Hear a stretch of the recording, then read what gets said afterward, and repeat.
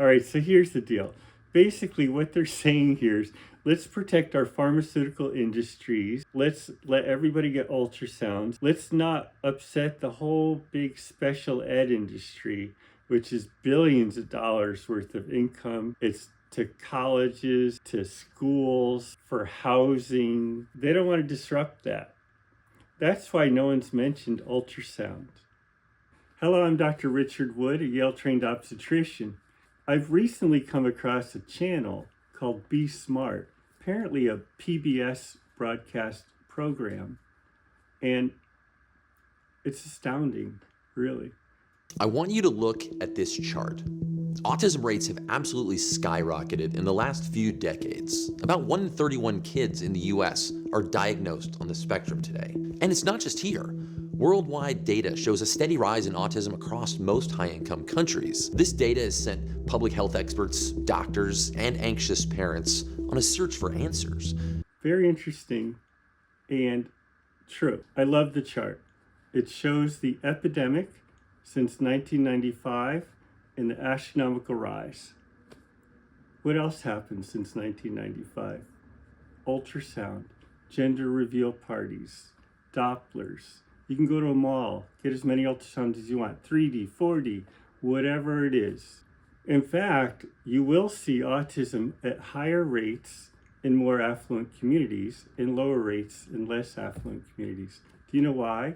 Because more affluent you are, the more ultrasounds you can get from your doctors, from malls, basically as many as you can afford. Everyone wants to know, what could possibly be causing this? Pharmaceuticals of different types, Air pollution, gut microbiome, genetics, preterm birth, pesticides, infection, a fever, mother's age, father's age. I wouldn't call it a mystery. I would call it a complex problem. What do we actually know, and what don't we know? What can be done about it, or should anything be done about it? Are you kidding me? What could be done about it, or what should be done about it? Like maybe find the cause and maybe prevent it? Do you think autistic people love being autistic? Let's see what he has to say about this.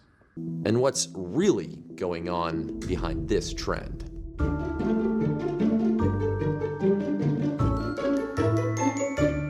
Hey smart people, Joe here. The first question we have to ask is the autism epidemic even real? The epidemic is real.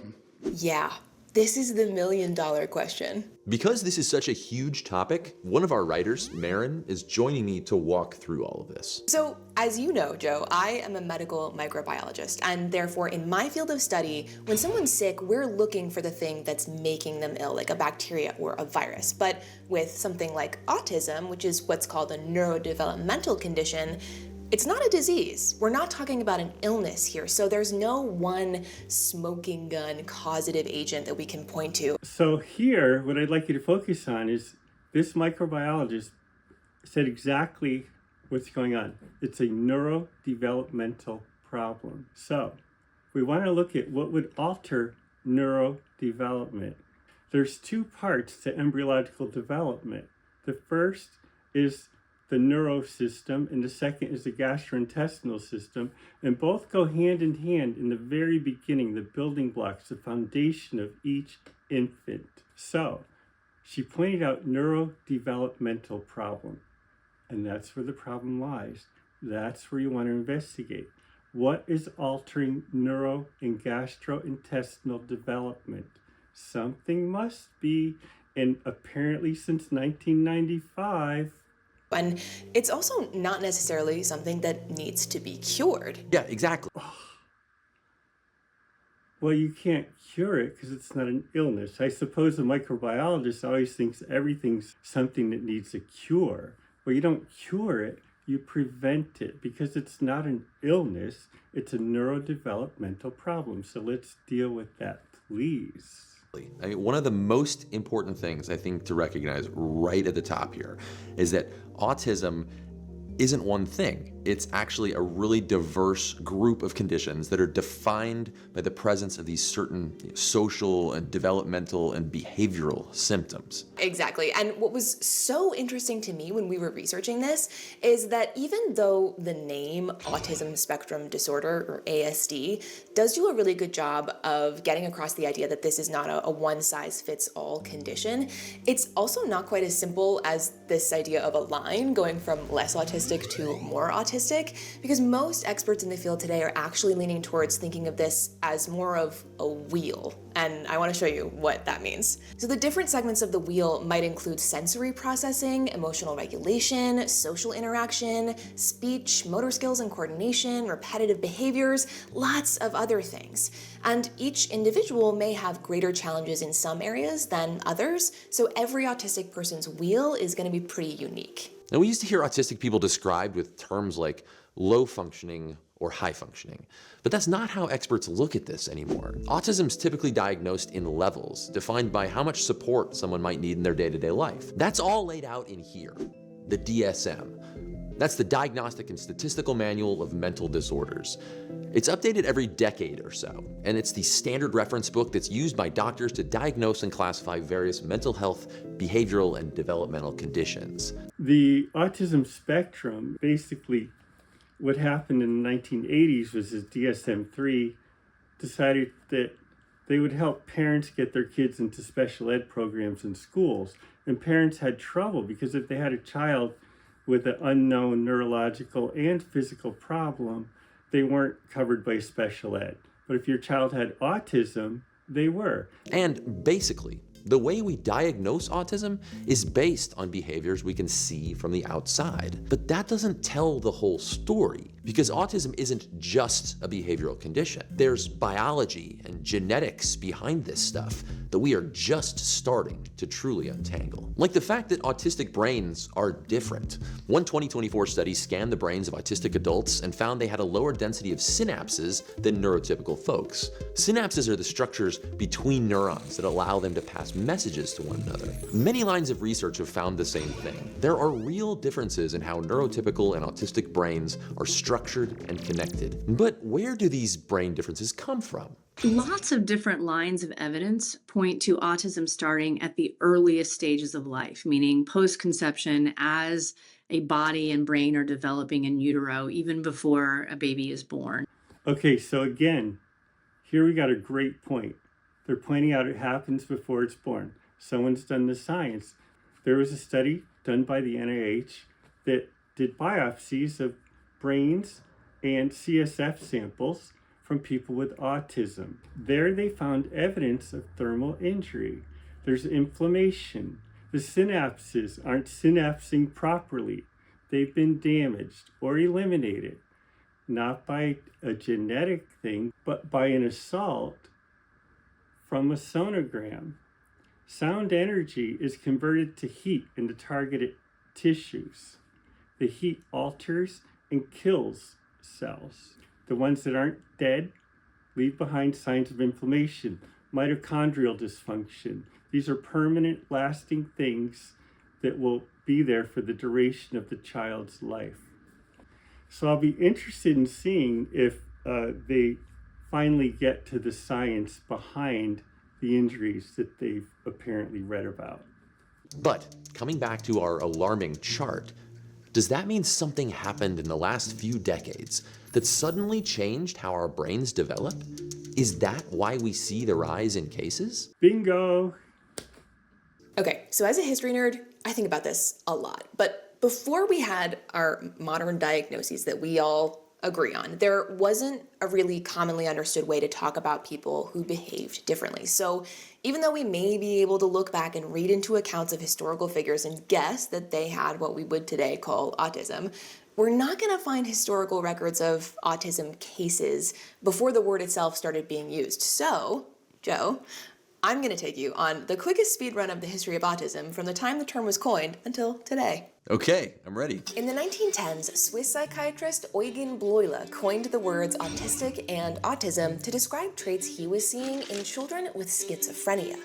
And where everyone likes to go next is 1943, when Austrian doctor Leo Kanner published the first clinical account of autism as its own unique condition. But actually, in the 1920s, Russian doctor Grunya Sukhareva was publishing detailed case studies describing autistic symptoms in children that largely match how we still diagnose autism today, although her work was overlooked outside of Russia until decades later. In 1944, Hans Asperger described similar autistic traits in children, and from the 40s to the 60s and even into the 70s, autism was still officially being grouped with mental illnesses like childhood schizophrenia. And it's not until 1980 that autism was officially included as its own diagnosis in the DSM. In the 1990s, Asperger's work resurfaced in English, and the label Asperger's syndrome started being used for what were then seen as milder forms of autism. But in 2013, the DSM-5 combined Asperger's and several other diagnoses into autism spectrum disorder as we know it today. So herein lies the problem. What society has done is confuse the public. So there was definitely an Asperger syndrome defined by Dr. Asperger. There was autism defined by Dr. Connor. Two separate things. Yes, Asperger's is a more mild form with different distinct features as opposed to autism. Both existed, both were separate entities, both occurred at low rates. Then, as she pointed out, it became an actual thing in the 1980s in the DSM. Okay, so now they were defined, but those definitions didn't work well for kids that had other disorders. So what society did in order to get all the kids covered in schools by social programs, special ed, and in essence, sometimes just babysitters for kids that really can't think, can't move, can't control their bowels. These kids are not Asperger's and autistic by the definition. These kids have other debilitating, life-altering illnesses. It got so out of hand that parents who had children with quadriplegia, let's say from a car accident or a brain aneurysm, and they're basically 100% reliant on people to just take care of their entire day. Well, these parents want those kids in school, and they couldn't get into school because special ed categories didn't cover them. So then they come out with the autism spectrum disorder. So, okay, if this child doesn't communicate well, if this child doesn't make proper eye contact, all these different things. So now when you go to a high school graduation, you see all these kids coming up in wheelchairs, kids with seizure disorders, every disorder under the sun. And you ask a kid or a parent or a teacher, what's wrong with that kid? Oh, he's got autism. Well, autism, maybe if they've got a communication problem, but not autism by the original definition going back to the 1930s and 40s. The other big reason we don't use the term Asperger syndrome anymore is because recently discovered historical records tell us that Hans Asperger was doing a lot of his work under the Nazi regime.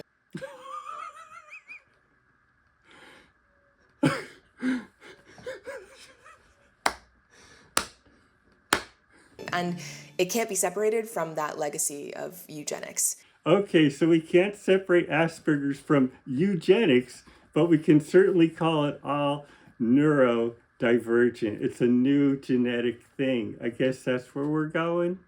We can't consider our understanding of autism today without thinking about its problematic history. I mean, Kanner and those who followed in his footsteps believed in the refrigerator mother hypothesis, that autism was because of bad parenting, and in particular, cold mothers. Well, now we're getting somewhere. These days, moms who sign up for ultrasound after ultrasound and really don't give any thought as to the safety, which, by the way, there is none. The suggestion that cold mothers sounds crazy, but we can kind of, okay, well, you do have a point there, because why would a mother subject her developing infant to ultrasound and Doppler exams without question? Can you ask her where the safety data is? Is it okay to put heat into developing cells, little microscopic cells, and alter them? I don't know. Sounds kind of cold to me. cold mothers, which we absolutely know today to not be true. So our understanding of autism, how we assess and diagnose it, this has all changed hugely over the past century. If we ask the question, is there a higher percentage of people diagnosed with autism today than there were 30 years ago? The answer is yes. But we weren't able to identify them in the same ways because there's either stigma for reaching out to get a diagnosis, or there was lack of awareness that you should go and seek an evaluation. I don't think epidemic is the right term to explain what's happening in autism prevalence. This lady's insane. I can't believe this is on PBS. It's embarrassing. So anyway, she says she doesn't really think it's an epidemic. Okay. So something that since 1995 went up 800%. They went from 0.5% to 4+% of births. Okay. That's not an epidemic. What about this bizarre comment about a stigma to reach out? People are afraid to say, can you test my child? Sorry, but if you go to public school, there's universal screening in every neighborhood.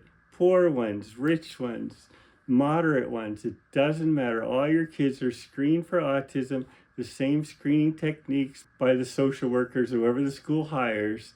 So it's not that the one in the poor district doesn't know how to diagnose the one in the rich district, et cetera, et cetera. It's a universal thing. So then everybody could say, I have mild, moderate, or severe autism, which again, I pointed out, may not even be autism at all. It might be just a debilitated condition where the parents need to get them into school, and that's the way they get covered by the funding. And we can see this really clearly in one stark example. Austin, Texas and Laredo, Texas are only 235 miles apart. The rates of children with autism in Austin are nearly double those in Laredo. And the answer to why lies pretty clearly in the social and economic things we know about these places, not in biology. Austin is an urban area with a per capita income of around $71,000 a year, while Laredo is a more rural area with a per capita income of around $25,000 a year. The major driver of these geographical discrepancies is access to diagnostic services, access to early screening.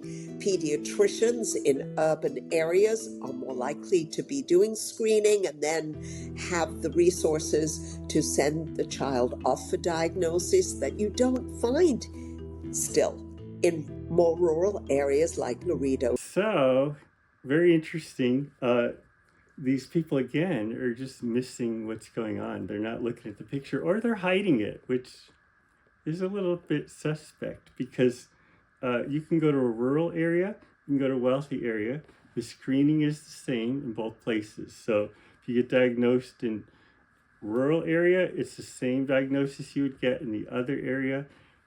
The same methods are used to diagnose it. It's not like, okay, you're a poor kid, I'm going to ask you these questions. You're a rich kid, I'm going to ask you those questions. No, it's universal screening.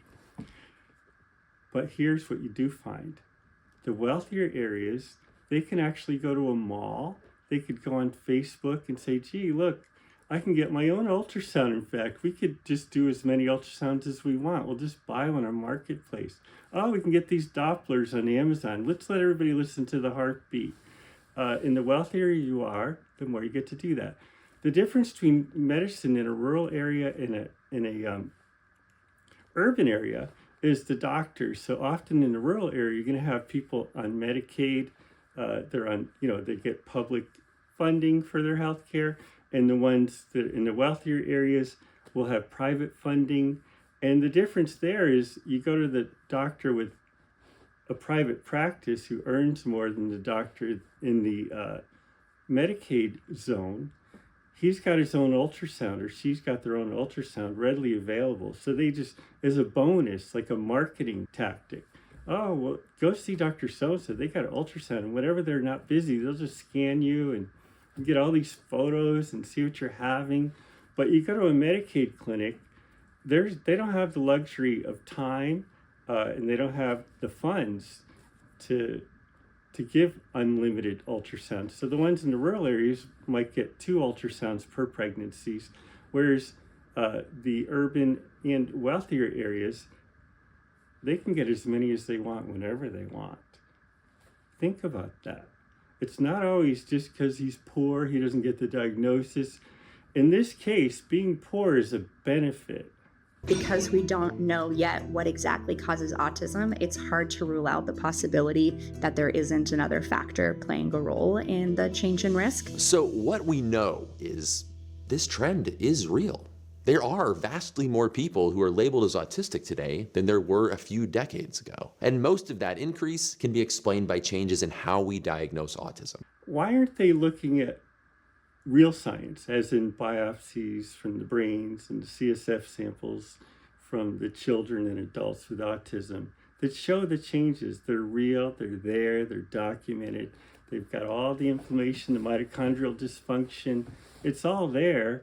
And if you look at autistic kids, and parents are noticing a nice improvement when they take antioxidants, things that can help decrease some of the inflammation going on in their systems. It's not a cure, but they notice improved behavior, improved function. That's science. What they're doing here is just trying to twist the narrative. They're trying to push us into thinking somehow these children arrived, and they only arrived since ultrasound came, but we don't mention the word ultrasound. That's the key common denominator, the common factor that the majority of these kids have. 0.5% don't, because before the epidemic, there was a baseline autism rate. But this is what surprised me the most. Even when we account for all of those changes, there's still a rise that we can't account for just from changing diagnosis. This remaining trend is smaller, but it's also real. Finding the causes behind this increase is where researchers are focusing, and there are many potential answers there. But it starts where we do, with our genes. Okay, Marin, I'm gonna tell you about this part because let's face it, I'm the genetics nerd between the two of us. Okay, I'm ready. All right, it starts in 1977. That's when we see the first published study that looks at this potential genetic component of autism. And it showed that autism tended to show up really strongly in identical twins. And a ton of research has been done since that confirms this, that if one twin is autistic, sometimes you see more than a 90% chance that the other twin is autistic. Well, here again, the obvious is being ignored. Twins are ultrasounded probably 2 to 3 times more frequently than singletons. And if there's more than twins, there's triplets, quadruplets, it just goes up and up and up. So the fact that twins are coming out with autism, one isn't spared, all it shows if both were subjected to damage from ultrasound and at a higher frequency, because you always want to know, is this twin growing at the same rate as the other twin? Is one twin altering the development of the other? Is the placenta okay for this twin and not that twin? So there's a lot of evaluations, and then they do Dopplers, they do X-ray exams, looking at their hearts. Are they Siamese twins? It's a lot of ultrasound and Doppler work that goes on to multiple pregnancies. And when you look at fraternal twins who don't share identical DNA, right, but they're born at the same time, that rate drops to 1 in 3. And normal siblings, it's like 1 in 5. There again, if you have monochorionic twins, they're both in the same sac, they're sharing the same sac, and they're both the same genetically. And then you've got to monitor the growth of both very carefully. And one typically is smaller than the other because one might be getting more nutrients than the other based on the placenta, etc. So you monitor these monochorionic ones very differently from the way you do from fraternal twins, where they each have 2 separate sacs, so they can both grow independently, and you're not constantly worrying is one altering the other, and you don't have to monitor the growth so carefully. And then when it comes to singletons, well, basically it's the luck of the draw. Somebody might do a ton of ultrasounds because they could afford it, and some might not. But you're going to see a drop off. These are all way higher than the rate that you'd expect someone to sort of like randomly have autism, right? Which tells us there's definitely something going on with our genes. I think what we need here is not molecular biologists trying to tell us things, because molecular biology is based on bacteria, viruses, infections. That's what it's about. And they don't seem to have any background knowledge as to what goes on with human development. In other words, why is it such a mystery between twins and singletons and this big, vast difference in the autism incidence in the different groups? It's straightforward. There's no mystery. It's right there in front of us. When is someone going to look at that, and why aren't they? The call is coming from inside the house. Exactly. I might suggest the genetic problem here isn't related to the autistic child. So as genome sequencing has gotten cheaper and more advanced, scientists have so far been able to identify over 100 genes where when a mutation occurs in that gene, that person is more likely to have autism. You can study those variants in a population of kids, and you can see that all of the kids who have that variant or that gene have a set of common clinical features. You can put that variant into an animal, and you can see that it has neurological and neurodevelopmental effects on brain function and behavior in animals. You can clearly see the genetic factors are causal, and you can understand their role in brain development. What these folks are doing here is just trying to make things match their narrative. In other words, autism existed. It was defined long before ultrasound. Okay, so if we say there's a 0.5% incidence, well, why? Genetics. Okay, so we'll look for that. But what these people have done is they told us there really isn't an epidemic. So if they exclude the possibility that there's an epidemic, which there is, you don't go from 0.5% to 4%. How do you deny the epidemic and then somehow imagine this genetic component just blasted off, and we don't even acknowledge what these children are subjected to? And scientists think they've only discovered about a quarter of the genes that cause autism. So they think there's probably around 400 genes or so that are linked to autism in some real, causal way. We still have to find the rest of the genes, and then our ability to explain the heritability will increase as we find more of the genes. So what kinds of genes are these mutations happening in? Well, there's obviously a whole big long list here, right? But some of these mutations don't even happen inside genes. They happen in these parts of our DNA that sort of turn on or off genes, or kind of turn the volume dial up or down on how much that gene is turned on. But most of these mutations converge on genes that regulate how the brain grows and develops. We're talking things like how different parts of the brain grow, how different parts of the brain connect with each other. And there's a ton of evidence that shows that this is happening in the very earliest days of when we are growing and developing inside mom. Another thing that you want to consider when it comes to genes is something called an epigenetic phenomenon. So in other words, the child can be born with a genetic defect in some way. It'll never be apparent unless it, quote unquote, gets turned on. So that's what we call epigenetic phenomenon. So for example, your child is born, 5 years old, all the milestones met, everything went great. All of a sudden, he's got an autistic problem. What's an autistic problem? Basically, the basic elements are trouble communicating. So he went from being a normal communicator to someone who has trouble communicating. This is a big change. Well, maybe that child just got a vaccine during that window when he went from normal to abnormal behavior.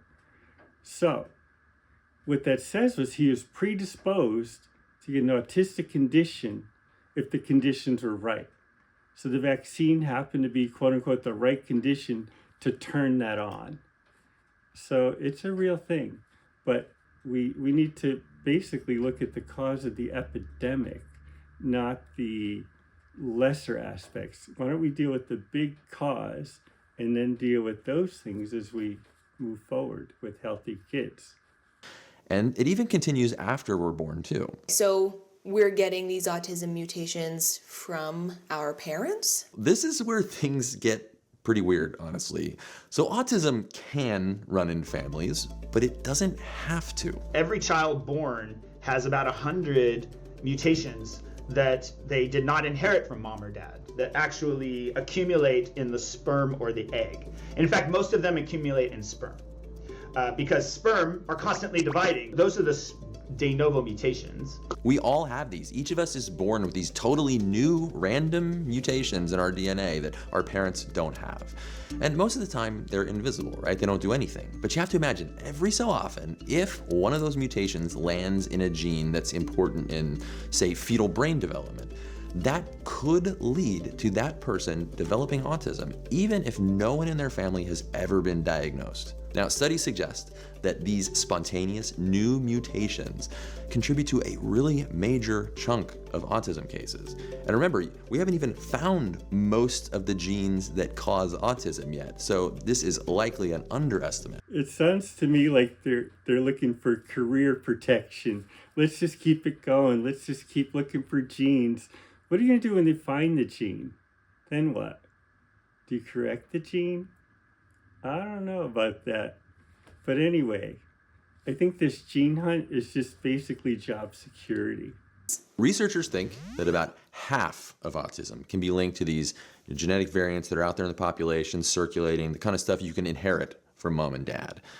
Maybe another 20% of autism is thanks to these de novo spontaneous mutations. And then there's some other bit that they definitely think is genetic. We just don't know exactly how yet. Okay, so some quick math here. That means that when we look across the whole population, 80% of all the autism cases we see can be traced to these genetic roots. I feel like that's way more than I thought. So what's the other 20%?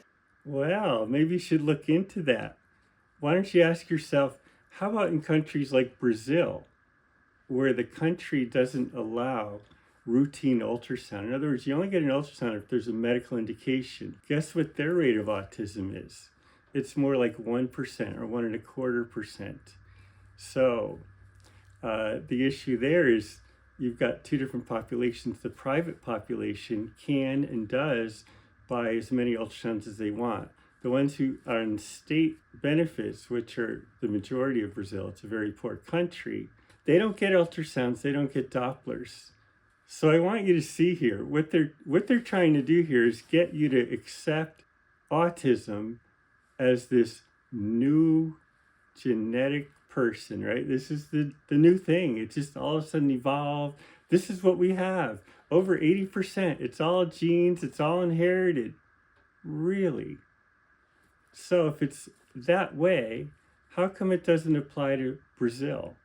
Let's say we look at European populations. Well, if you go in Northern Europe, where they have socialized medicine, they don't dole out routine ultrasounds. You don't get unlimited ultrasounds. And you don't have the same degree of autism in the populations that get less ultrasound. So it's not inherited. Well, this is where our environment comes in. For example, one of the strongest associations that we see is that autistic people are more likely to have older parents.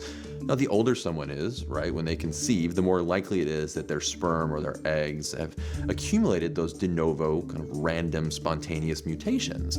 And the more mutations, the more likely it is that one of those mutations is going to happen somewhere that increases your risk of autism. But there's no gene that determines when someone decides to have children, right?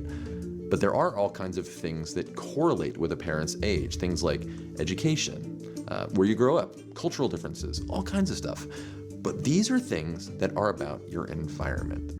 Again, they're onto something very good, but they're going to sidestep it. So they're going to call it the environment. The environment is called ultrasound. I'm an older parent. I can afford ultrasounds. I'm settled. I've had my career.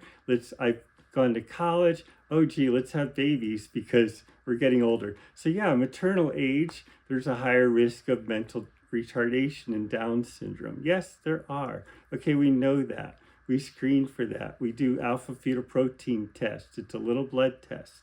But when you try and say, well, the dads are older, they're settled, they're more wealthy, they're not just starting out in life. These are special people, generally more wealthy people. They're in control, they're looking for things. My child's at increased risk of Down syndrome. Okay, let's do more ultrasounds, let's check the heart, let's check the brain, let's look for defects. Oh, advanced maternal age, we got to do more testing, more ultrasounds. So again, they're pointing out a population that gets more ultrasounds and that can afford more ultrasounds. That's what's going on here, but they're not going to say that. They're going to avoid what's happening to those specific children because they want you to believe it's genetic, nothing you can do about it, just accept them, embrace them, and be happy. So the reason that older parents are more likely to have an autistic child, I mean, that's clearly genetic, right?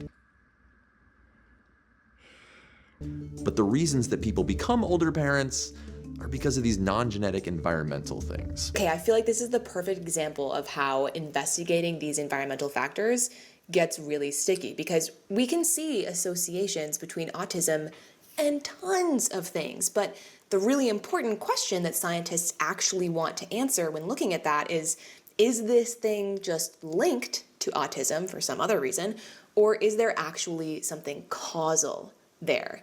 And also, there's just so many potential environmental factors, Really?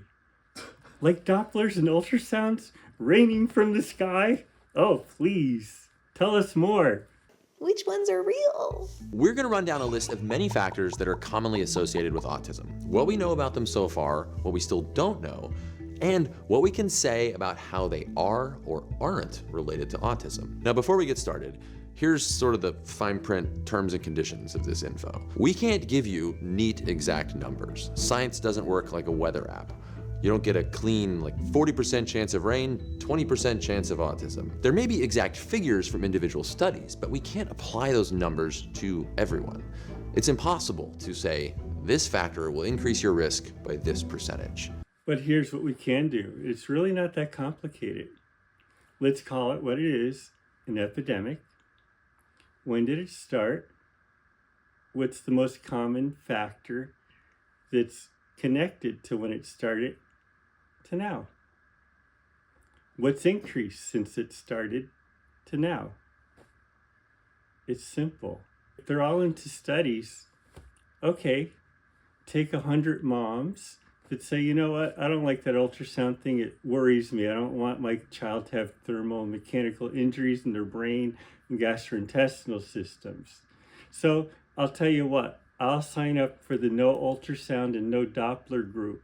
And then the other 100 women, oh no, I want to know the gender. I want to know all these things. I want to show off to my friends these photos, these videos. I want a 4D ultrasound. This is great. I want t-shirts with the ultrasound photos on it to show everybody. So for the study-minded, there you go, 2 groups. Okay, how many kids in the first group had autism? We could expect 0.5%, the baseline. How many kids in the ultrasound group?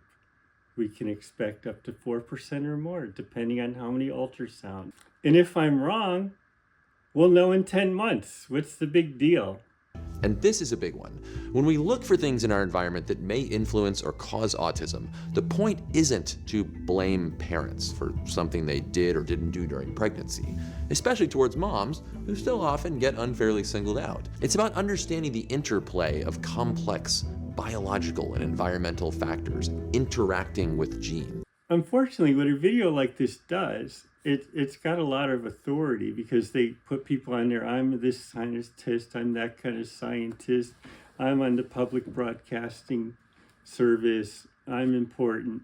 So naturally, women who are planning to become pregnant say, wow, look, they're going to talk about autism. What can I do to help decrease the risk that my child's born with autism? They're going to watch this with open eyes, open mind, be all excited, and they're going to be told, oh, there's nothing you can do about it. It just happens. Epidemic? No, there's no epidemic. Why would you think there's an epidemic?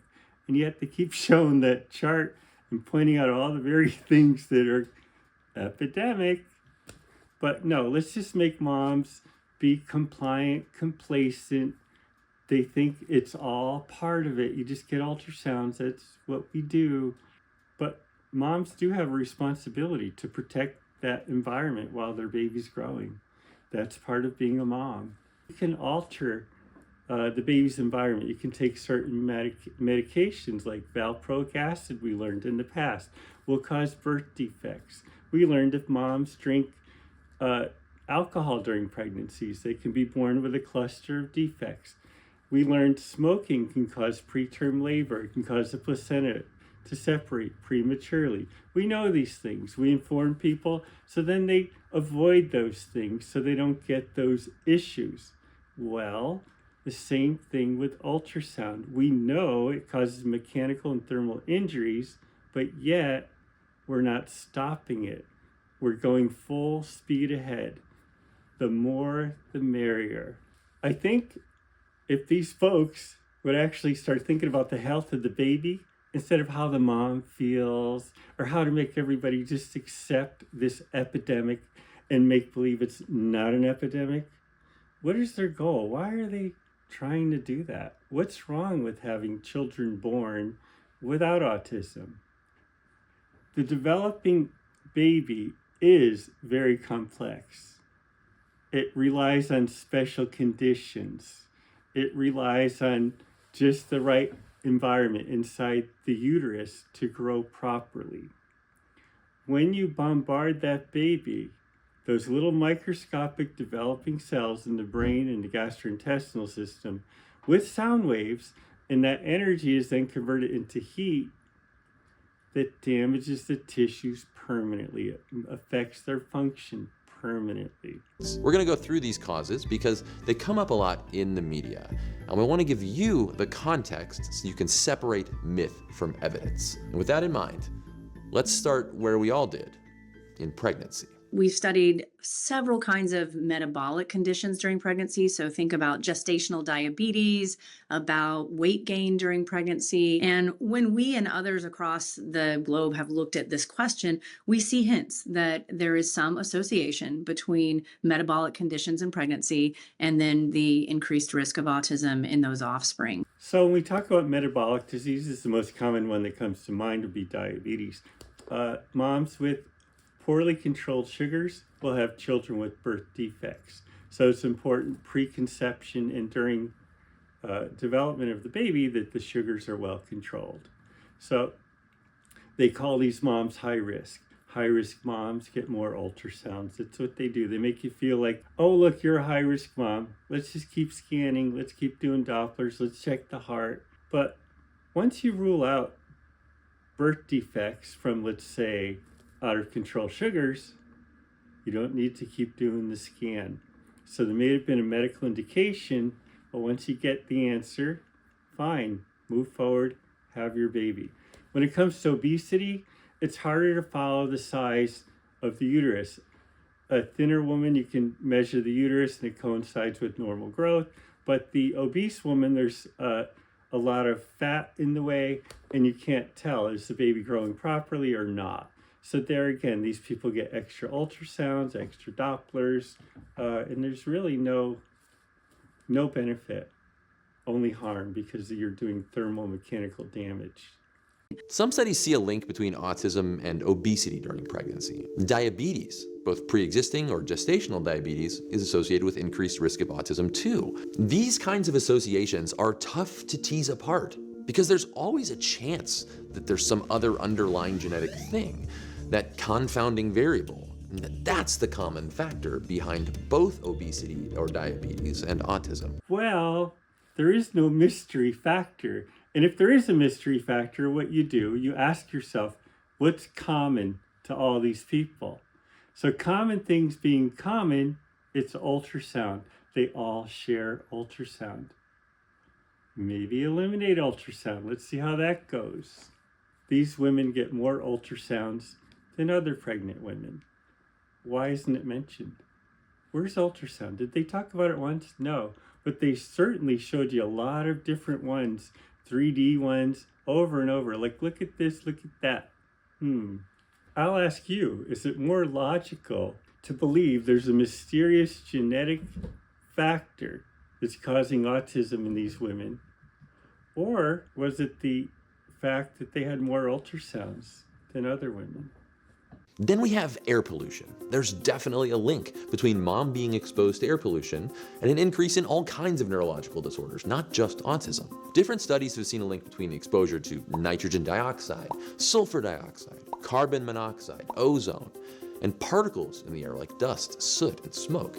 All of these are linked to an increased chance of a child developing autism. These are all also related to other parts of your experience, where you live, what kind of access you have to care. And we do know that exposure to things like air pollution or being near a farm and pesticides or whatever that might be has a social determination to it. Speaking of pesticides, many robust studies have found that exposure to industrial pesticides in utero is linked with an increase in the likelihood of developing autism. One of the largest studies on this found that if mom lived within a mile of a field treated with this kind of pesticide, their child was 60% more likely to develop autism. Also, just to be totally clear, we're not talking about pesticide residues left on food that you may pick up, say, like at the grocery store. What we're talking about here is big environmental exposures, like living near where these pesticides are being sprayed on fields in industrial quantities. The same actually goes for maternal exposure to toxic levels of heavy metals, things like lead, cadmium, arsenic, and mercury.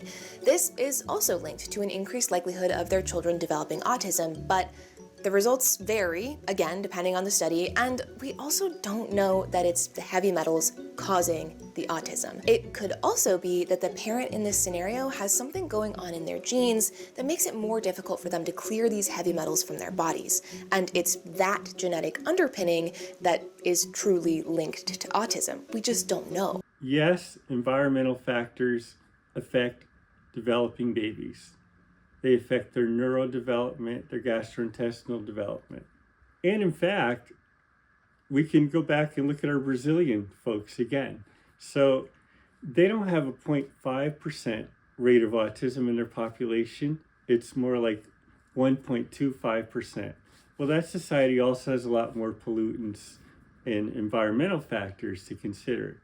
So sure, it can play a role. What's the biggest environmental change that babies in America experience? That'd be ultrasound. We know that folate, an essential nutrient, is something that's really necessary for healthy fetal brain development. It's often why people are encouraged to take folic acid supplements while they're pregnant. Getting too little of this vitamin early in pregnancy has been associated with an increased risk of autism in that resulting child. But new research is now also showing that taking too much folic acid, especially later in pregnancy, can also increase risk. It's an example of how this stuff isn't always as easy as saying, do take this and don't take this. Yeah, well, maybe it is that simple. Maybe it's not so complex and difficult. Skip the ultrasound. Because guess what? They don't mention the study that shows there's no benefit to mom or baby from ultrasound. And there's no risk to mom or baby if they don't get ultrasound.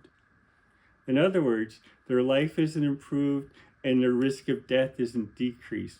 No changes. Talk about that. That being said, one of the big worries right now among the public is pharmaceuticals that mom might be taking. And this is a good thing to look at. For example, drugs that contain valproate, a common one is Depakote, sometimes used to treat seizures or migraines. Really good, carefully controlled studies have shown a clear association where if mom takes this drug during pregnancy, the baby has a significantly higher risk of autism and other developmental disorders. Maybe it's interacting with autism genes in some important way. So as a result, now this drug is not recommended for pregnant women. But then there's other drugs like acetaminophen, which goes by the brand name Tylenol. A 2025 paper analyzed 46 different studies that all looked at whether using this really common over-the-counter pain reliever during pregnancy was associated with neurodevelopmental disorders of the child. The majority of these studies did initially see some kind of an association, where acetaminophen use was linked with an increased incidence of conditions like autism and ADHD. This raised a lot of alarm bells. So taking Tylenol is not good. But when you look at that further to try to understand what could be causing that or what could be explaining that association, you first ask questions like, well, why was the mom taking acetaminophen? And did she have an infection? Did she have some other condition? If that's true, what is the genetic predisposition to both autism or to those conditions that the mom had that might imply needing to take acetaminophen? Well, again, it's obvious. Why do you take acetaminophen? Mostly because you have a fever. Acetaminophen takes down the fever, okay? So if a mom gets a fever during pregnancy, guess what? That's associated with birth defects. The reason a mom would take acetaminophen during pregnancy is because she got a fever. Maybe she got the flu. The doctor says, fevers are associated with birth defects. Take this Tylenol to decrease the fever and decrease the risk. Okay, so then later, the baby's born, diagnosed with autism, and they say, oh, look, she took Tylenol. And this woman brought up appropriately, what was the reason for the Tylenol? It wasn't a genetic issue. It was a fever. And guess what ultrasound does? It causes increased temperatures in the cells of babies. That's what it does. That's how it causes the damage. That's exactly like a fever. Done. So why subject your baby to a fever to get photos and videos? Hello? So I looked into this. Acetaminophen isn't just a pain reliever. It can also lower a fever. Now, the most common painkiller / fever reducers are medications called NSAIDs. And ibuprofen is an example we probably have all used at some point. But most of these are not recommended for use during most of pregnancy. So acetaminophen is really the only option. And it's a really important one because we definitely know that a fever during pregnancy can result in worse outcomes for mom and baby in many ways. And there's also really strong evidence that infections and fevers during pregnancy can increase the likelihood of autism in baby. So the woman with the microscopes in the background brought up a good point. Again, she wants to skirt the issue, like not acknowledge there's an epidemic. But when this whole concept came out that Tylenol causes autism, women don't take Tylenol during pregnancy in epidemic proportions. In fact, they take the least amount of things possible, only what's absolutely necessary, because they worry about the drug's impact on the baby, all right? So if they get sick, they get fevers, they take Tylenol. That's it. Now, the same goes for maternal use of SSRIs during pregnancy. SSRIs are drugs used to treat anxiety and depression, and some studies have previously linked the use of these during pregnancy to an increased chance of the child developing autism. But most recent studies have concluded that that increased risk has a lot more to do with why mom was taking the SSRI in the first place. Does she have her own mental health condition, maybe influenced by her genetics? And maybe it's those genes that are affecting brain development in some way. It's much more likely that is what is related to the autism risk. Vaccines. Now, this one has been widely and repeatedly debunked over the past couple decades, but we still continue to hear it offered as a cause of autism. Wakefield claimed the MMR vaccine shot was causing the autism and began to sort of campaign to parents around the world that they should avoid this particular vaccine. That study was quickly debunked. It was a tiny study, not well designed, a whole bunch of issues. And it was even eventually retracted.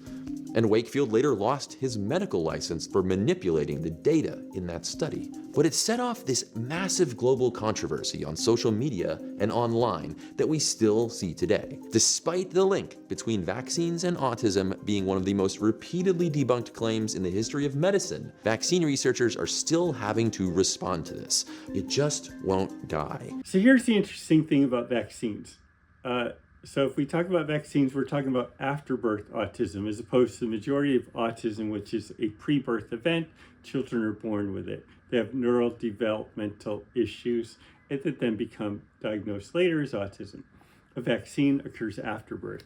Sometimes it's the metal or certain components of the vaccine that then turn on perhaps a gene or cause some damage that wouldn't have otherwise been apparent to become apparent. So now the child that was normal has problems. So there is good research going on looking at different components of the vaccines, and they're trying to narrow it down and make sure the vaccines the child gets is safe and doesn't stimulate autism. There's biopsies that show inflammation in the cells that can be caused by the vaccine. And again, that's very similar to your basic damage from ultrasound, the thermomechanical damage, persistent inflammation.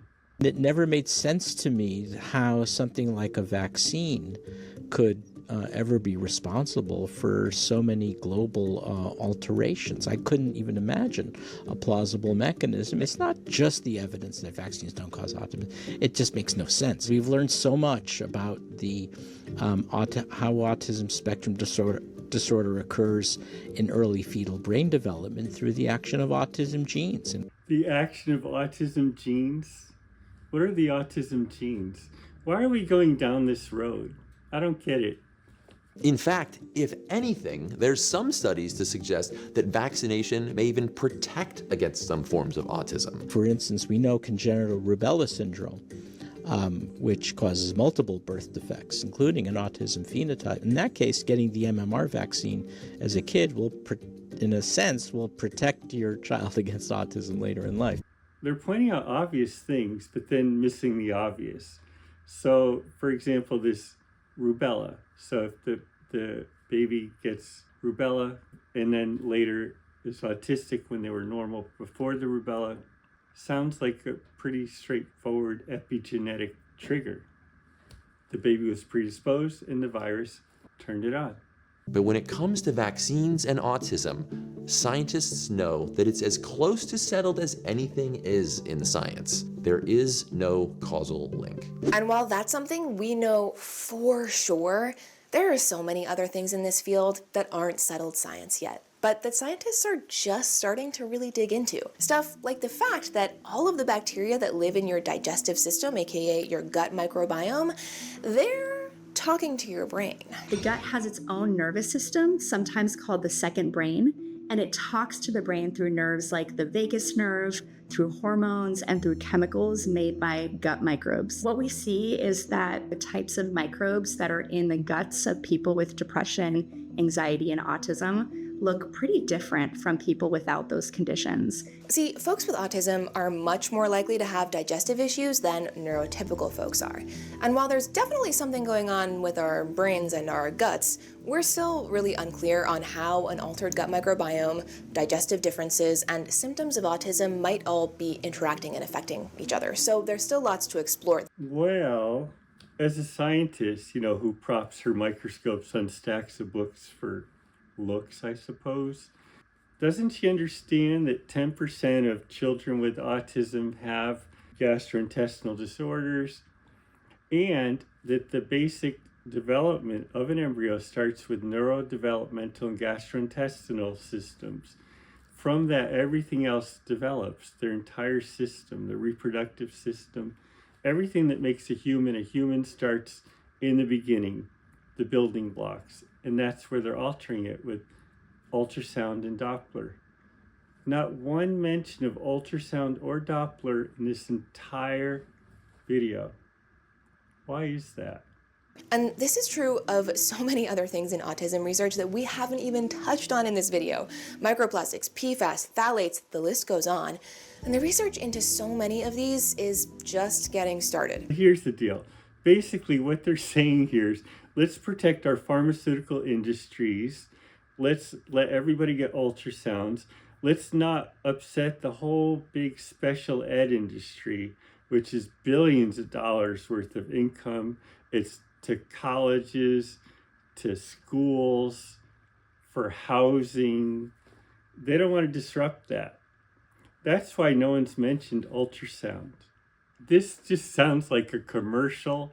Let's keep autism alive and well. Let's make sure every kid's born with autism. There's nothing we can do about it, so just accept it. Let's let all these industries flourish. Who cares about the kid? Which brings us to the point, what is the purpose of looking at all these factors? A lot of this work focuses on moms and their health during pregnancy, but if you've ever been pregnant, you know there's only so much you have control of while you're pregnant. A lot of this science gets reported in a way that I think can really make individuals feel responsible for whether or not their children get autism. And that's not helpful, and it's not the purpose of this kind of research. Okay. You decide. The goal is to understand the biology of autism so we can better support autistic individuals. Instead of framing a research around causes and cures, it can be more helpful to think about mechanisms and supports. In conclusion, support the industries that support autism. Everything's great. Don't worry. What's happening in the brain and body, and how can we make life healthier and more fulfilling for this population? Okay, that was a lot. That was a real lot. No. Let's try to sum up the big takeaways. I mean, first and foremost, it is not accurate to call autism an epidemic, right? Right, correct. Autism also predates all of these environmental factors that we've been diving into. I mean, it's been around for a really long time. So it's pretty undeniable that most of the recent increase that we've seen in autism cases comes from changes in how we think about and recognize it. We know so much more than people realize about the genetic influences on autism. And genes, it turns out, are a huge chunk of where autism comes from. But we're not just our genes. Genes are not destiny that determine our lives all by themselves. Our genes interact with our environment in these really complex ways. And I think we're just at the beginning of being able to untangle and understand those complex interactions. Because when we account for the changes in diagnosis and that exponential increase that we saw in autism, well, there still is a smaller real increase that remains unexplained. Maybe genes and environment working together could explain that. The insanity. Denying an epidemic. It's ultrasound. Autism is often talked about like it's this one single thing, but we should really be thinking about it more the way we think about cancer. Now, the key difference is that cancer is a disease that we try to cure, while autism is not an illness. It's a form of human diversity. But like cancer, autism is not one condition. It's a whole family of How do these people sleep at night? different causes and presentations, and they're shaped by this mix of genetic and environmental factors. I mean, we're just trying to understand ourselves better, right? That's the whole point of science, to know more so that we can ask better questions. And I guess with that, you know what we say? Stay curious. Stay curious, smart people. And don't forget, keep those industries that support autism strong.